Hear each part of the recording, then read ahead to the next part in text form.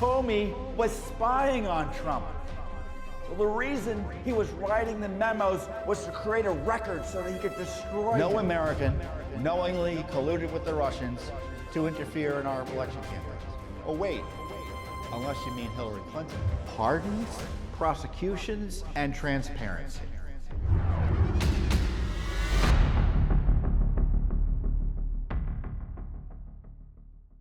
Hey everyone, Judicial Watch President Tom Fitton here with our weekly update here on social media. Thanks for joining us. A lot to talk about. The Joe Biden, Hunter Biden corruption scandal is heated up. I'll talk about that. On top of that, we're in front of the Supreme Court on a big race-based admission policy challenge. Of course, the liberal left engaged in racially discriminatory activity that we're trying to stop. Plus, there's new information out about the Capitol riot. I'll talk about what Judicial Watch is doing to uncover the full truth about the Capitol riot and what happened. And you'll be surprised about, well, I guess you wouldn't be surprised about the lack of transparency from the Pelosi House and its allies in the Biden administration and local government here in D.C. about what happened on that day. First up, though, is the Hunter Biden scandal. With so many DC scandals, the scandal is often sometimes not even about the scandal. You've got the underlying activity by Hunter Biden. You have involvement by the president of the United States, Joe Biden, at least previously in his criminal activity, it looks like, based on the evidence that's out there. And then you've got the scandal of the cover-up. Now, I've never been one of those folks that have said, well, the cover-up is worse than the scandal. Usually the cover-up means that there's a pretty big scandal underneath.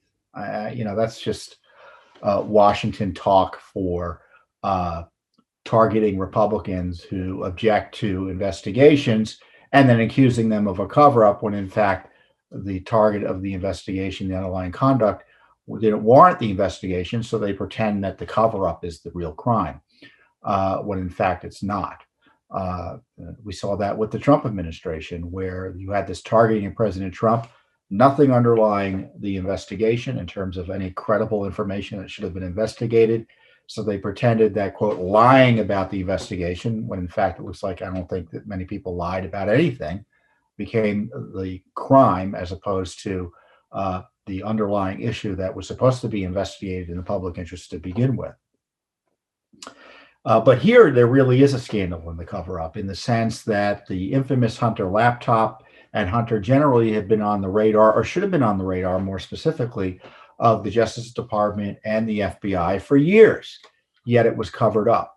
And outrageously, it was even covered up specifically by Attorney General Barr's Justice Department before the election. So by refusing to do anything significant related to the Hunter Biden criminal investigation, the Justice Department, per usual, practically speaking, took sides in the election fight. I tell you what, when you refuse to do your job because you may not like the political consequences of it, that's politics as well.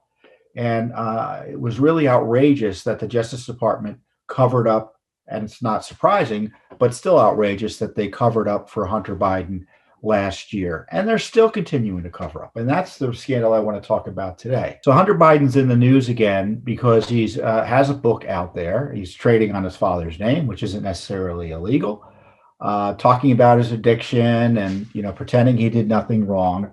But he's essentially admitted in interviews, to the degree anyone's really asked him anything substantive about the corruption allegations surrounding his essentially getting cushy jobs and special deals with the Chinese communists and Burisma while his father was vice president.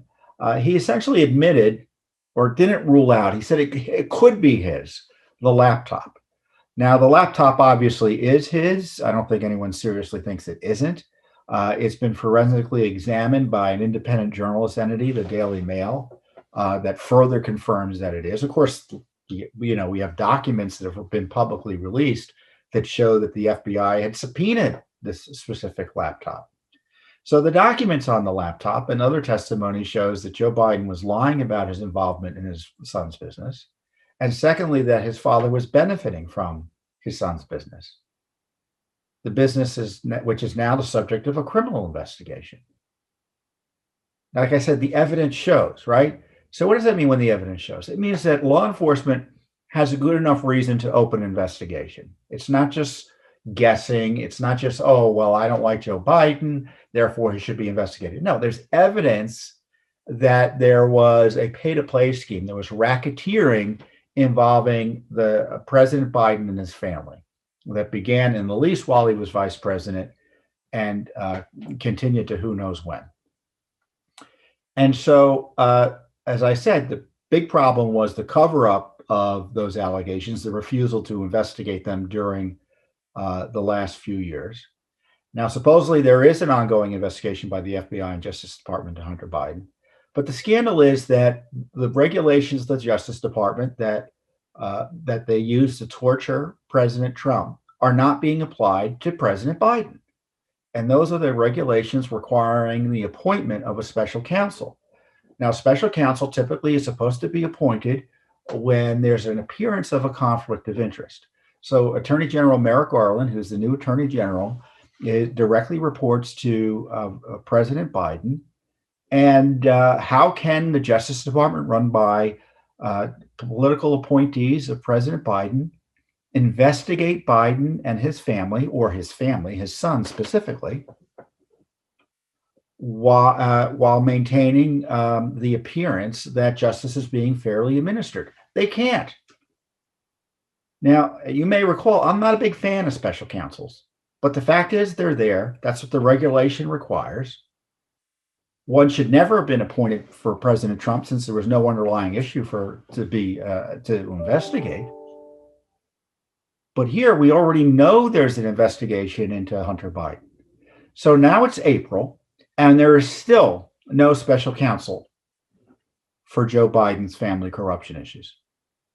Now, we have a petition on change.org. We'll put it there. We've had petitions elsewhere calling on the Justice Department to appoint a special counsel. Now, I'm not naive in the sense that a special counsel is going to solve all of the Biden corruption issues and start prosecuting people. I mean, I see Durham. Where is Durham, right? But the process ought to at least take place so that there's at least a modicum of accountability. I mean, the rules require it, according to the Justice Department. We're all supposed to fall down on the ground and be struck dumb at the mention of Special Counsel Mueller, how important it was that the Justice Department be independent and have an independent investigation of President Trump. It was really basically harassment. But here, the Justice Department refuses to do anything significant against Joe Biden, despite the evidence that he's directly implicated in his son's racketeering. Now, that all being said, we want a special counsel for Joe Biden. As I said, we don't rely necessarily on the Justice Department to do the right thing, even if a special counsel is appointed, because you can bet a special counsel who's appointed by Merrick Garland probably is going to be have a weak tea approach. I don't know if that's a proper metaphor to investigating this issue. So it's going to be up to Judicial Watch once again to do the basic investigations. I mean, so much of what we know about the corruption of the Obama era, the targeting of President Trump, even a lot of what we know about what Joe Biden was up to and Hunter Biden was up to is because of Judicial Watch. We had covered, for instance, that the Secret Service provided coverage and protection for Hunter Biden on 400 trips, including trips to 29 countries and 5 trips to China while his father was vice president of the United States. 5 trips to China. We also found that there were State Department emails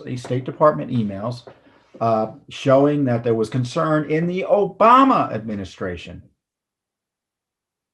about Biden's compromised position as a result of his son's involvement with the corrupt Burisma company. One of the witnesses who testified in the Trump impeachment trial, one of the State Department officials, I think it was Mr. Kent, I think is his name.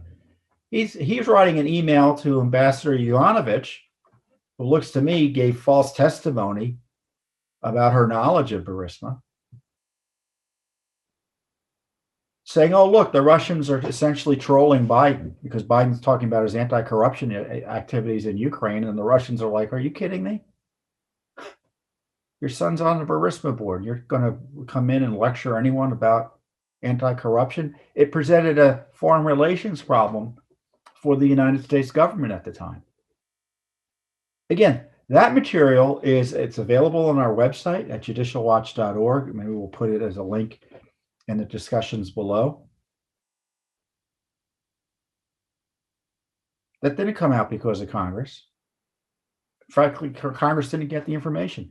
I mean, Judicial Watch is doing the basic heavy lifting again on the Biden corruption scandal.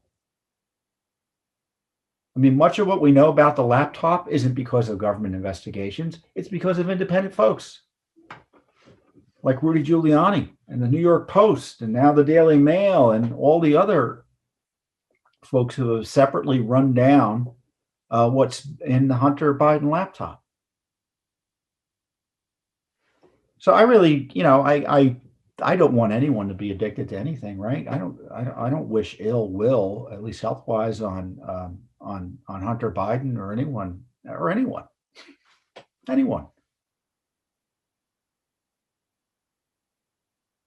But despite his addiction problems, it's pretty clear based on the emails that I've reviewed and looking at his public appearances, Hunter Biden knows exactly what he was doing.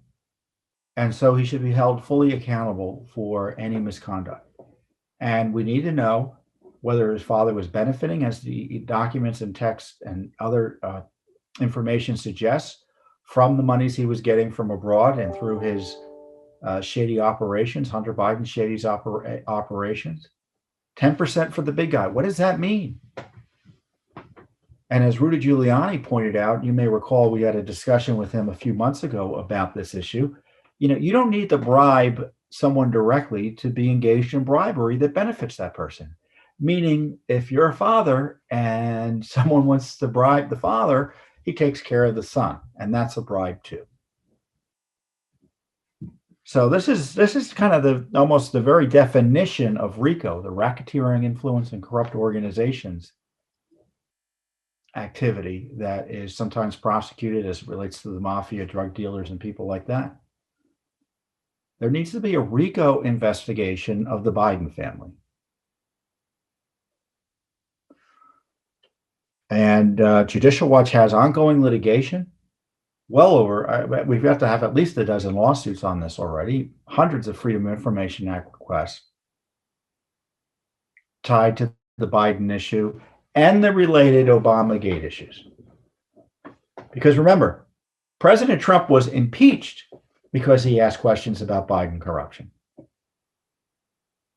Impeached. That's how desperate they were to cover it up and to kind of scare anyone off from asking questions about it. So, the media won't talk about this, but this is, no president has come into office with such personal corruption issues in recent American history as Joe Biden. At least publicly known. I think Lyndon Johnson was probably personally pretty darn corrupt. But I think that's the only comparable president in recent history that has been as directly compromised in terms of corruption issues as Joe Biden. And again, where has been the Republican leadership on this? I mean, I understand why I don't understand it. I understand politically why Democrats aren't holding Joe Biden accountable to the rule of law.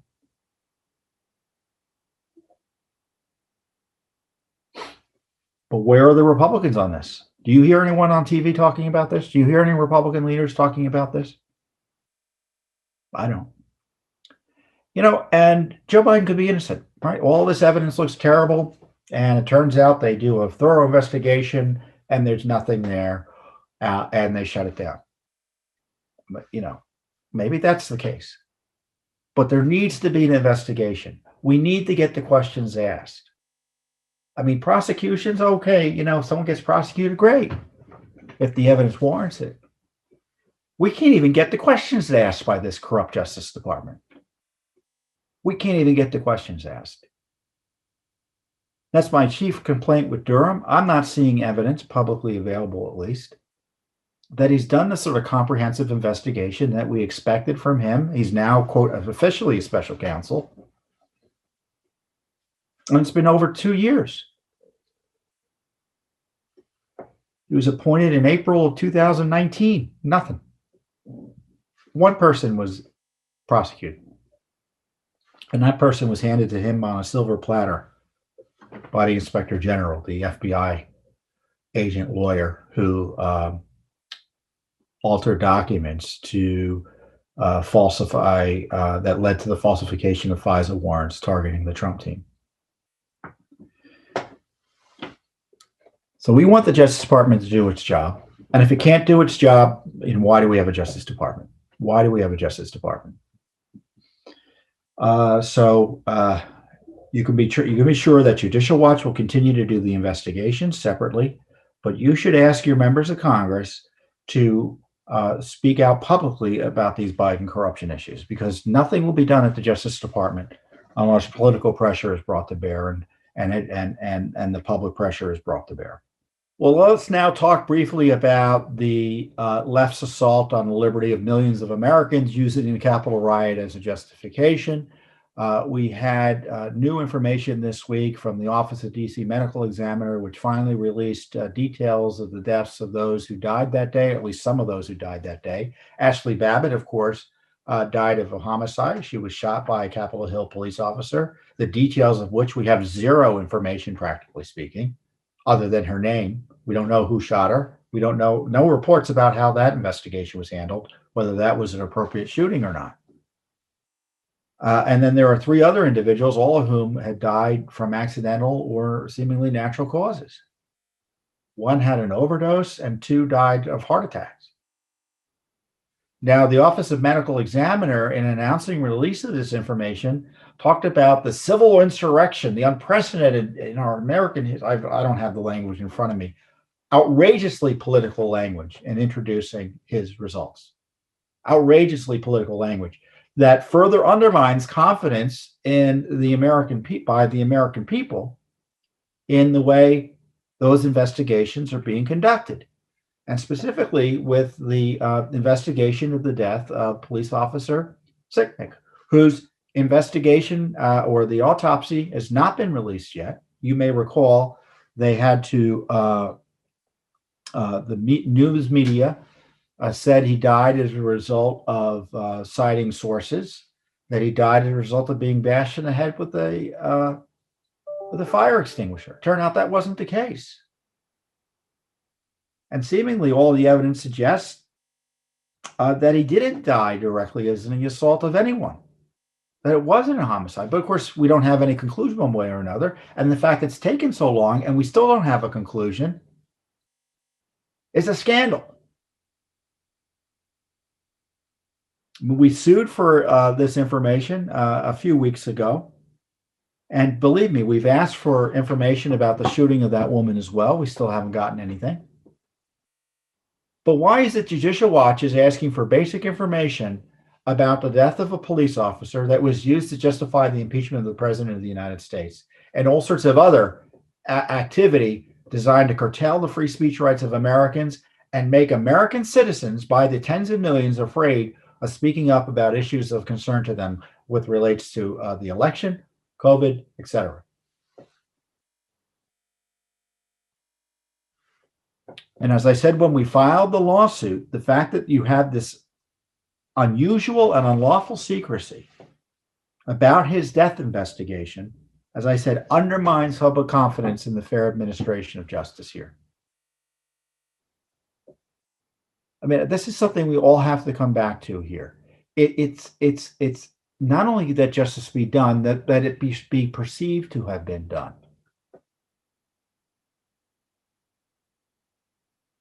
Because if this death investigation has been hampered by political intervention, we need to know about it. And we have an office of the DC Medical Examiner issuing statements that are partisan and political propaganda about the civil insurrection while holding up key information, it looks like, about the death of a police officer that's at the center of the whole controversy about what happened on January 6th. And I can tell you, we're the only ones suing about it, as best I can tell. We're getting calls from a major media publication. Is there any update? What's going on? We're doing the work of the media, Congress.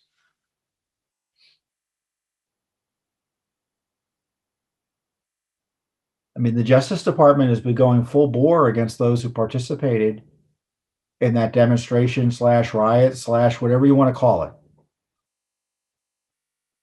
And there are people who assaulted police officers. It's pretty clear. You can look at the video. Those people should be prosecuted. But there should be an equal application of the law. And now the courts have been asking the Justice Department, what are you doing here?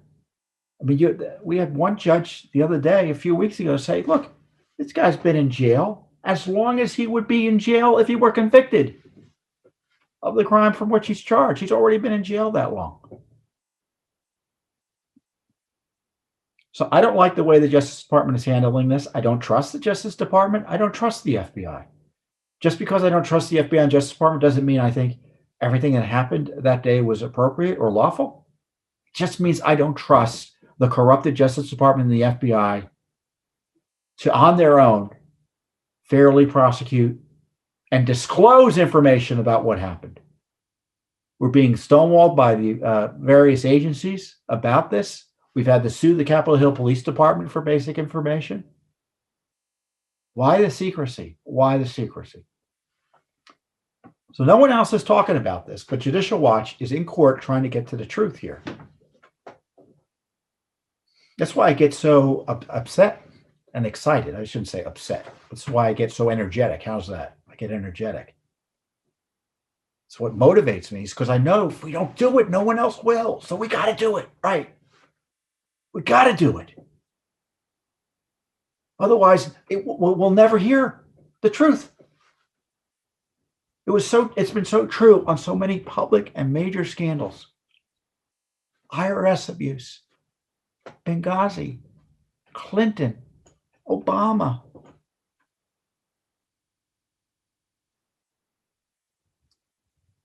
The slow motion coup against Trump. The Biden scandals.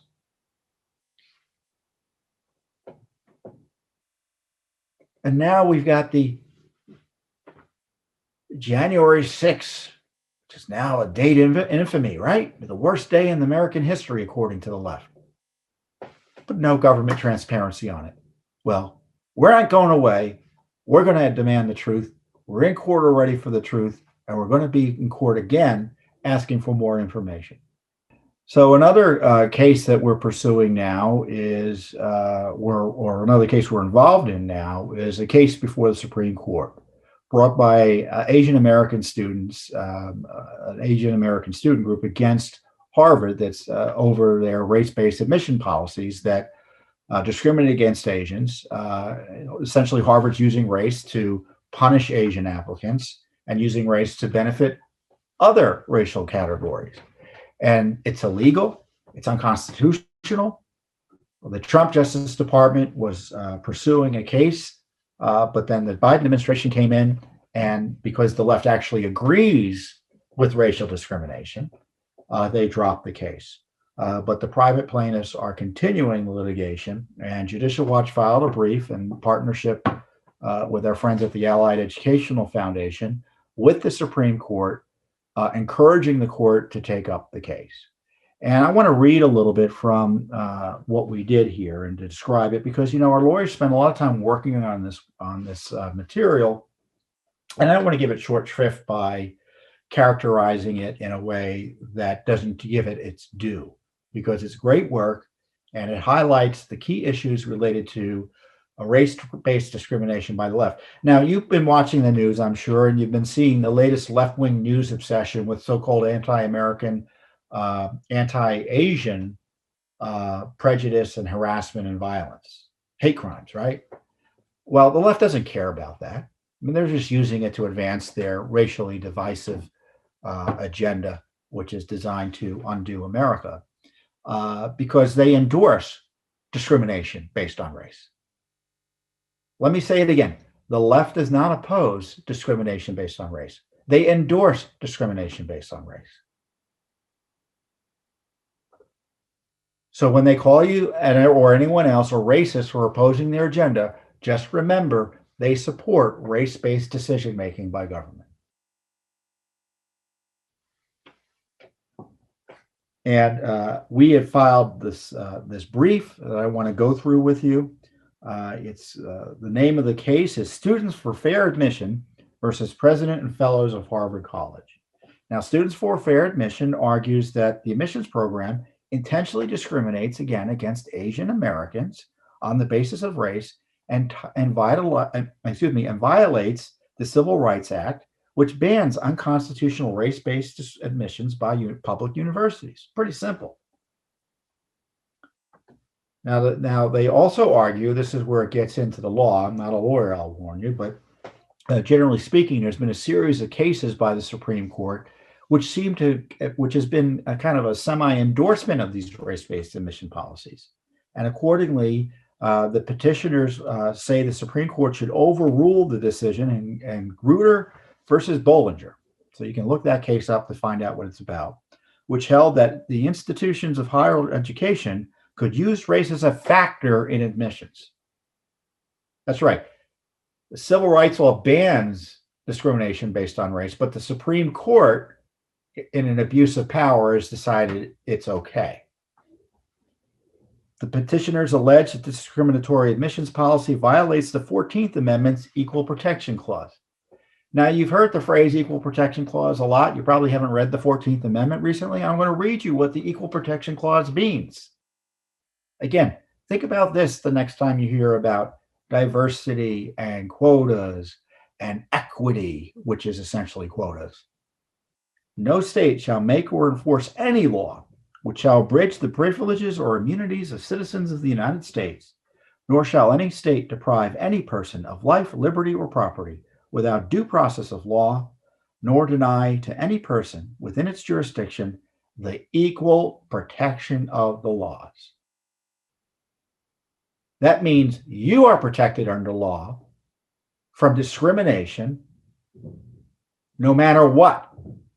And they can't introduce these categories of race when you tie it into the Civil Rights Act as a basis for discriminatory treatment. And we argued in our brief that, of course, the Equal Protection Clause is meant to stop this type of invidious discrimination.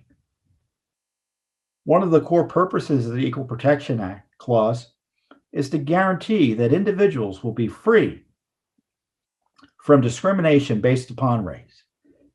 It should come as no surprise to anyone that legalizing the use of race in deciding who is admitted to schools of higher learning has caused enormous conflict, including among members of the court.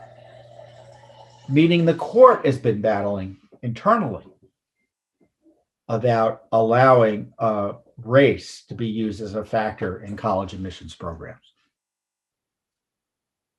Now, of course, the left, what they say is that we need to have race as a factor because we, quote, need diversity. And it's essential to a learning environment in the public university system or elsewhere to have diversity. So diversity means we can discriminate based on race. College and university administrators might promote greater cross-racial understanding and tolerance in their students, not by racially discriminating against applicants for admission to their schools, but by working to make their schools more tolerant of the expression of different points of view.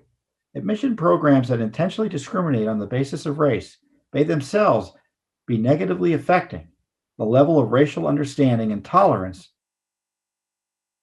on today's college campuses, which is obviously completely at odds with the notion of diversity being a positive. You know, and the other big deal here is that, as I pointed out,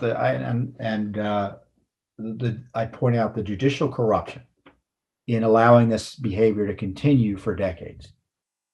There were several cases in the past that allowed, despite the clear language of the 14th Amendment's Equal Protection Clause, race-based discrimination. You may have known, you remember Plessy versus Ferguson, Koremitsu, which was the case that allowed the internment of Japanese Americans based on race or ethnicity, etc.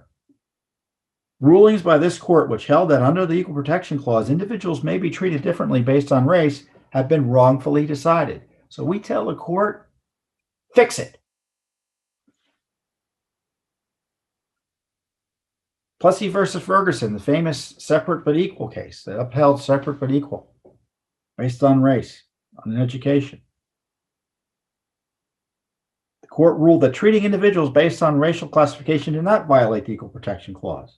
The court found that the government had justified its disparate treatment under the strict scrutiny test, which is such cases when such discriminatory conduct is uncovered, there has to be a strict scrutiny, meaning a very severe analysis, high bar to meet for the government to engage in that type of discrimination.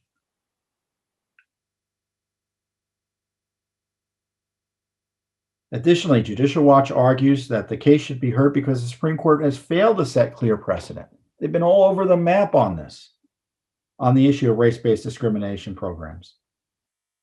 There's 43 years worth of cases that have failed to provide lower courts and university administrators about what constitutes a permissible race-based admissions program. This one key case called Bakke has led to 5 rulings over 43 years, 5 rulings over 43 years, in which there are 26 separate opinions. In each, the court attempts to explain the constitutional rationale for allowing race-based preferences, even though these plainly conflict with the original meaning and the text of the Equal Protection Clause. So I want you to go read the brief, and I want you to go read more about the case, so you are better equipped to deal with the radical left's dishonest attempts to use race to divide the country. They believe in racism. Constitutional conservatives, principled Americans, patriot Americans, they abhor the idea that some people get certain benefits based on their race. Not only do they think it goes against any notion of fairness or any notion of your even kind of your moral religious views, but it's illegal. The left likes to pretend all their opponents believe in racial discrimination. That's not the case. That's a smear. In fact, they support systematically, in this case, admissions programs that racially discriminate on the basis of race. I guess that's redundant.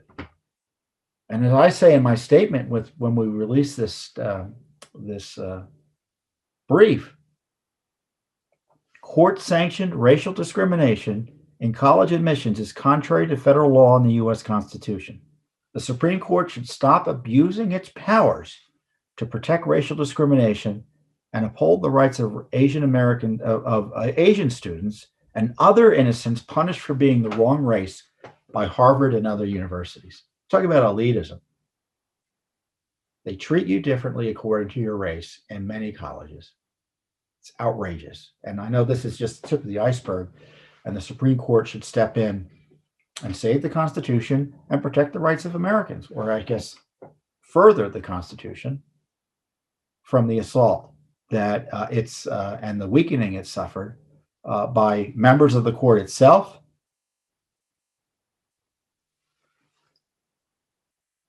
and the organized left that has come up with this racial spoils system, which is an anathema to our constitutional republic. On a related note, I wanted to highlight for you a video that we produced highlighting the story of our client, Coach Flynn, in Massachusetts. I told you about the coach a few weeks ago. We're representing him in a case against Dedham officials over Dedham, which is a community up in Massachusetts. He was fired from his high school football coach position for objecting to Black Lives Matter and critical race theory propaganda in his daughter's ancient history class, his daughter was in 7th grade at the time. And in retaliation for complaining about it, and just complaining quite professionally about it, he was fired. So we have a lawsuit, a civil rights lawsuit on his behalf. And we've explained it in this excellent video that we produced. And I encourage you, I'm going to take a break here and we're going to play a little bit about it.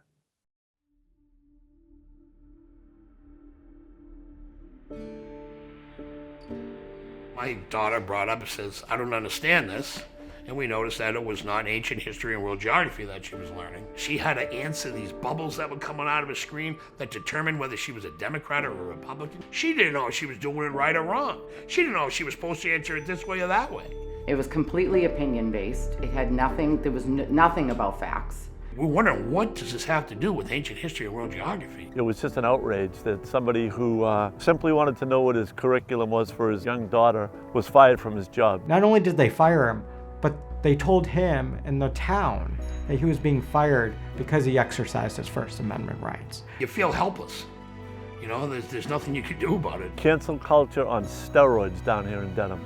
It's just unbelievable what they're doing to this man and his family.